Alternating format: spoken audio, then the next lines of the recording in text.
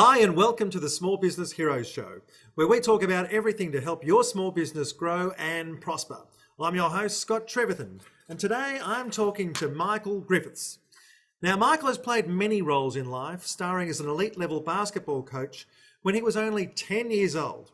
Since then, he's been a teacher, property investor, and has owned and sold several businesses.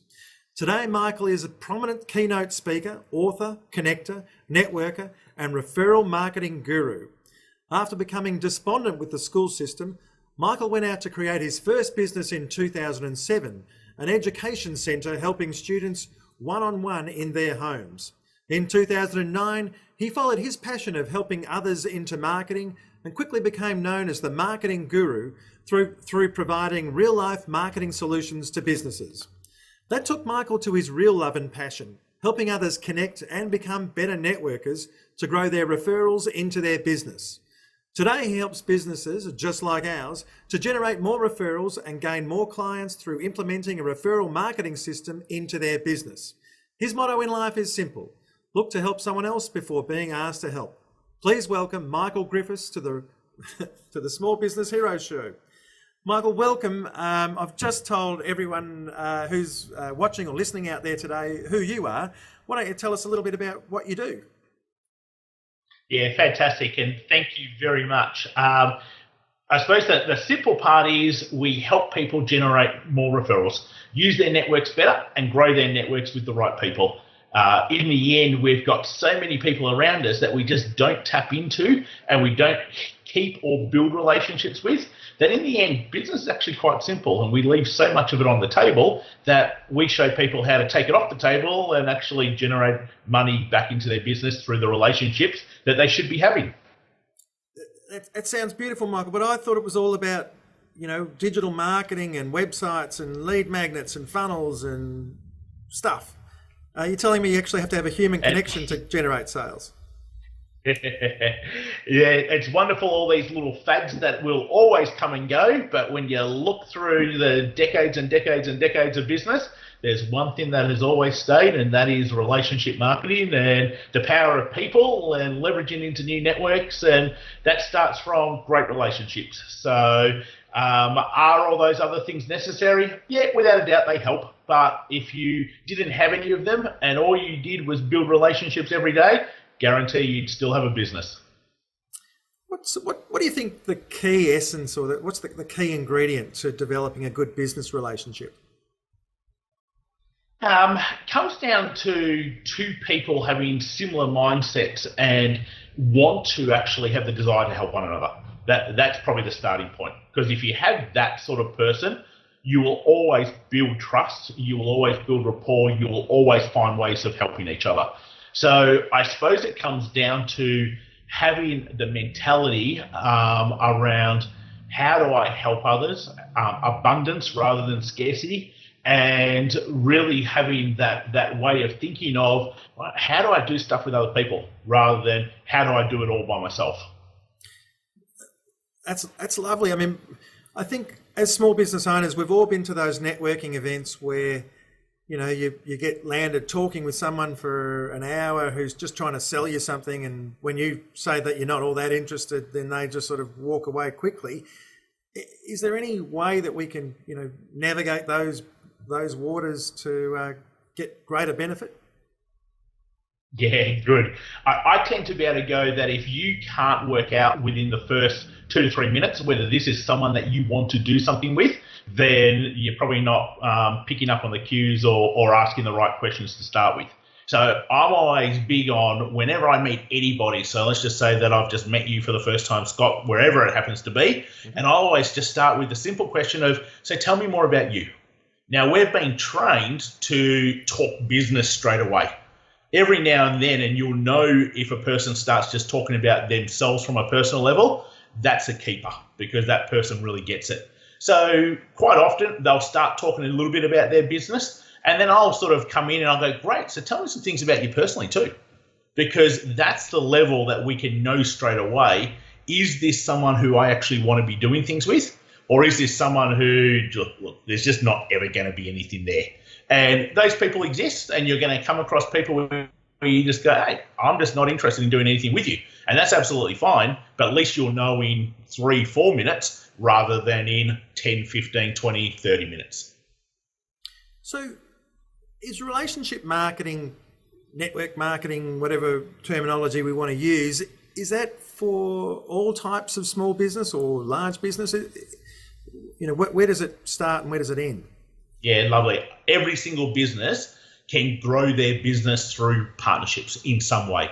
So if I look, we've had online businesses that were paying tens of thousands of dollars for Google ads, for Facebook ads, for banner ads, where all they needed to do was learn actually how do we do cross promotions with other businesses that have the same target audience. So there's one business, for example, that was paying $40,000 a month in traditional marketing. Well, we got that down to them only needing to pay about $5,000 a month, and yet the number of visitors into their websites actually tripled.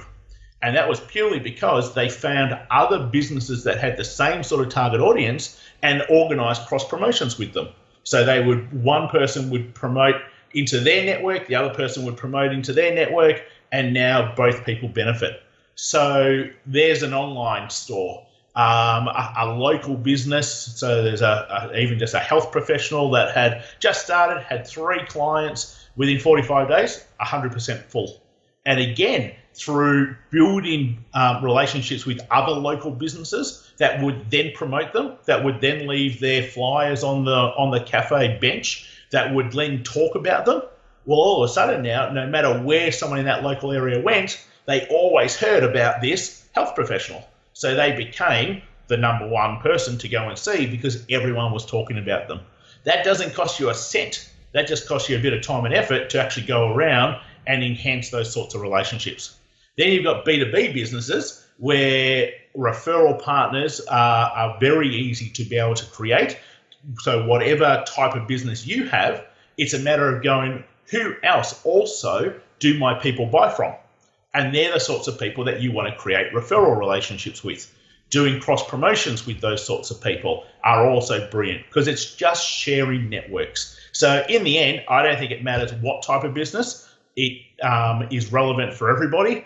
And those big corporations, they've been doing it for decades. I tell a story where it was just the other month where up on the Gold Coast, Cavill Avenue, McDonald's and Time Zone, they have a DL flyer. McDonald's is on one side, Time Zone's on the other side. They put them on both their counters. They're just sharing customers.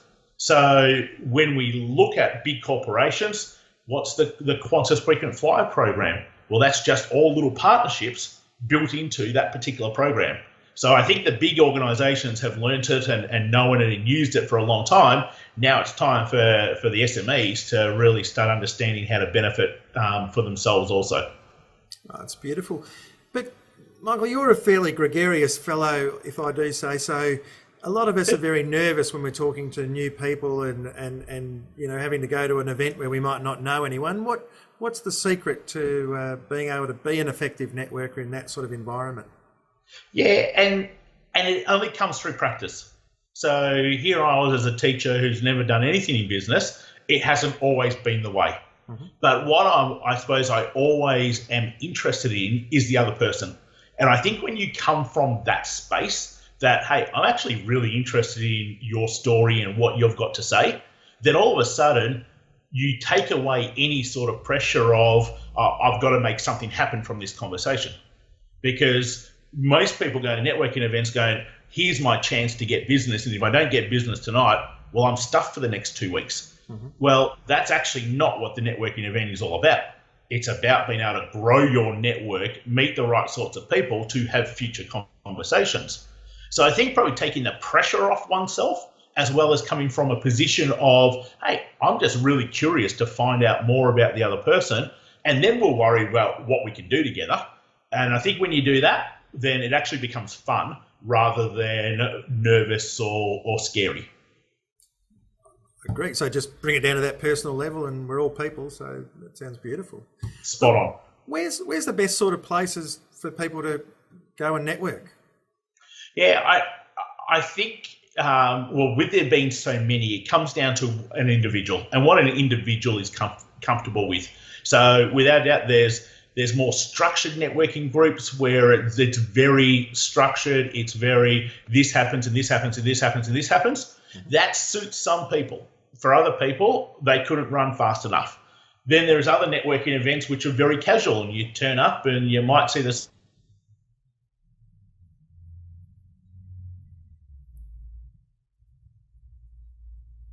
far more casual, that the people who like the structured ones can't stand the casual ones because there is no structure around it.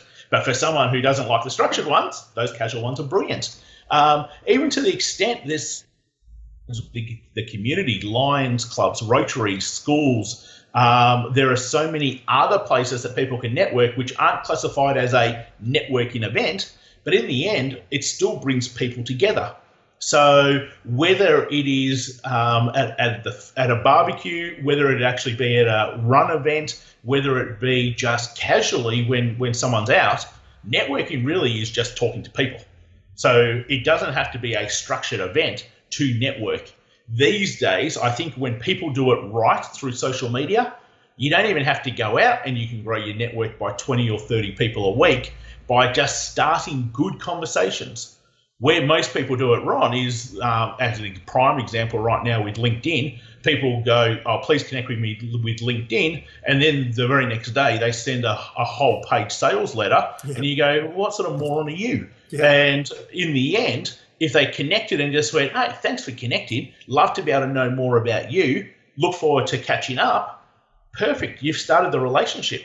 Well, it's not hard to do 10 of them a week and really be able to grow your network with some good people. But again, coming from the position of, hey, I'm really interested just to find out more about you, and then let's work out what we can do. So that sort of gives a bit of insight to those. Oh, that's beautiful. Now, Michael, you're known as the Referral Marketing Guru. You give education on these sort of things on a regular basis. Where's the best place that our Small Business Heroes audience can connect with you? Yeah, certainly. So referralmarketingguru.com.au is probably a great starting point. Whole bunch of education, blogs, videos. You can join our different social media communities. So that's a nice place where from there you can pretty much go to a whole bunch of different things. The other thing is, by going there, you'll be able to get the Referral Networking Success Kit, which is free. And that's some great knowledge and education on how to be able to create $1 million network, how to be able to use your network more effectively, how to actually get your referral partners be able to pass business to you rather than just hoping that you might get referrals from them. So referralmarketingguru.com.au, great starting point. Great. And I'll make sure that those details are listed on this site below so that people can find you. Michael, thank you so much for coming on the show today and for giving us your pearls of wisdom in relation to the referral marketing space. I hope you've enjoyed listening to and watching this as much as we've enjoyed bringing it to you. My name's Scott Trevethan. I'm from Scott Partners. You can find us on our Facebook page, which is Scott Partners. You can give us a like if you like, or the Small Business Heroes group. I encourage you to go along there and join up our Small Business Heroes group, or just find us at www.scottpartners.com.au. Michael Griffiths, thank you so much, and we'll catch up with you next time. Pleasure. Thank you, Scott.